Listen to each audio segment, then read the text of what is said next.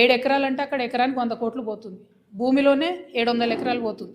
ఇప్పుడు దీని మీద 30 ఫ్లోర్లు 40 ఫ్లోర్లు పర్మిషన్ ఇచ్చినటువంటి పరిస్థితి కనబడతా ఉంది. అంటే ఎన్ని వేల కోట్ల వ్యాపారం చేసుకోవడానికి మీరు సహకారం చేస్తున్నారు. ఇది నేను అఫీషియల్గా కూడా నేను కంప్లైంట్ చేస్తాను. దాని మీద ఖచ్చితంగా చర్యలు తీసుకోవాలని ప్రభుత్వాన్ని డిమాండ్ చేస్తున్నాను.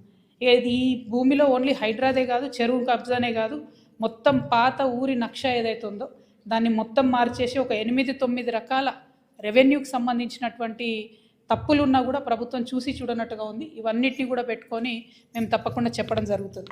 ఇది ఒక ఎగ్జాంపుల్ చెప్తున్నా. రెండోది ఏంది, ఇది ప్రేమావతిపేట పెద్ద చెరువు, సర్వే నంబర్ 86, 7 ఎకరాల వరకు దాదాపుగా తీసుకున్నారు. అయితే ఇదే సంస్థకి ఇంకో దగ్గర కూడా ఇంకో పెద్ద భూమి కూడా ఇచ్చిండ్రు. అది ఫ్యూచర్లో చెప్తా దాని విలువ ఎంత అన్నది. రెండవది హైడ్రాకు నేను ఛాలెంజ్ చేస్తున్నా. ఏది, నాగారం మున్సిపాలిటీలో ఐకామ్ అనే సంస్థ ఉన్నది. ఇది మెగా కంపెనీ వాళ్ళు కొనుక్కున్నారు. ఆయుధాలు తయారీ చేస్తారు అక్కడ. ఇప్పుడు కేంద్ర ప్రభుత్వ పర్మిషన్ వచ్చింది, బాంబులు తయారు కూడా అక్కడ చేస్తూ ఉన్నారు.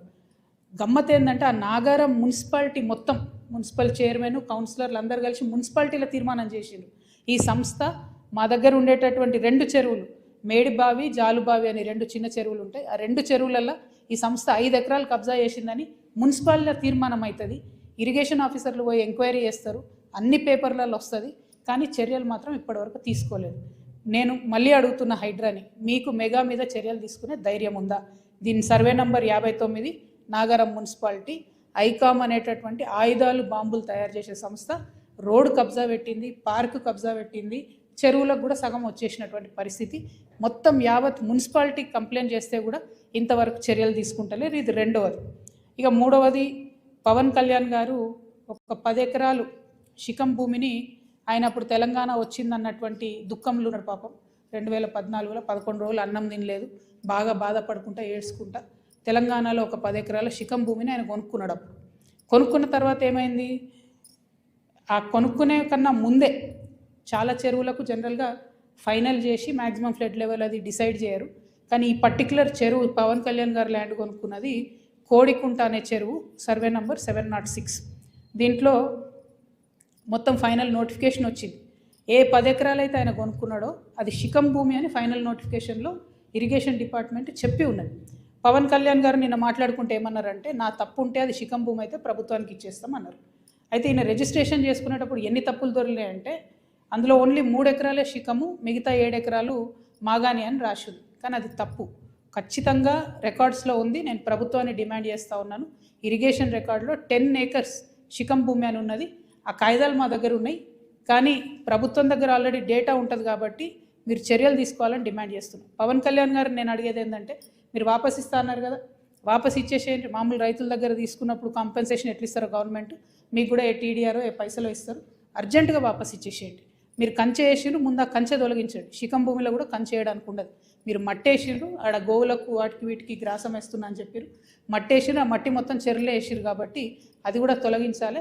తక్షణమే మీరు వాపస్ ఇవ్వాలని చెప్పి నేను పవన్ కళ్యాణ్ గారిని డిమాండ్ చేస్తున్నాను. At the same time Pawan Kalyan గారు ఏమంటాడు, అనేకమైన మాటలు అన్నాడు. తెలంగాణ వాదులు ప్రాంతీయవాదం అంటే ఉగ్రవాదం అన్నాడు. అనుకుంటా నేను గద్దరన్నకు కారు కొనిచ్చిన అన్నాడు. అంటే మీరు మా కళాకారులను ఎందుకు అవమానపరుస్తారు? ఒక పక్కనేమో ప్రొఫెసర్ నాగేశ్వర్ మాట్లాడితే ఆయన మీదకి వస్తారు, మేధావుల మీదకి. ఇంకో పక్క కళాకారులు. అసలు మీరు కూడా కళాకారుడే కదా, మీరు సినిమా యాక్టరే కదా. మీరు సినిమా యాక్టర్గా మీకు ఎట్లా వస్తుంది జీవనాధారం? ఏ సినిమాకైనా హయ్యెస్ట్ ఇన్కమ్ నైజాం నుంచే వస్తుంది. అంటే మా తెలంగాణ బిడ్డలు చూసే టికెట్లతోనే మీ సినిమాలు నడుస్తాయి. హయ్యెస్ట్ ఇన్కమ్ నైజామే, హయ్యెస్ట్ కలెక్షన్స్. అంటే మీరు కొనుక్కున్న ప్రతి కారులో మా తెలంగాణ బిడ్డలు కొన్న టికెట్ పైసలు ఉన్నాయి. మీరు కొనుక్కున్న ప్రతి భూమిలో మా తెలంగాణ బిడ్డలు కొన్న టికెట్ పైసలు ఉన్నాయి. మీరు మా గద్దరన్నను పట్టుకొని నేను కారు కొనిచ్చినానని ఆయన చనిపోయాడు. మీరు కొనిచ్చిరో కొనియలేదో ఎవరు తెలియదు. కానీ జనరల్గా ఏమంటారంటే, మనం ఒక మంచి పొజిషన్లో ఉన్నప్పుడు కుడి చేత్తోని దానం చేస్తే ఎడమ చేతికి తెలియదు అంటారు. అప్పుడెప్పుడో కారు కొనిచ్చి గప్పాలు కొట్టుకునేది మీరు కొంటే కొన్నారు కావచ్చు, పెద్ద ముచ్చటేముంది. ఆయన ఎన్ని ఫోక్ ట్యూన్స్ దొంగతనాలు చేసి మీరు సినిమా పాటలు పెట్టుకుంటారు.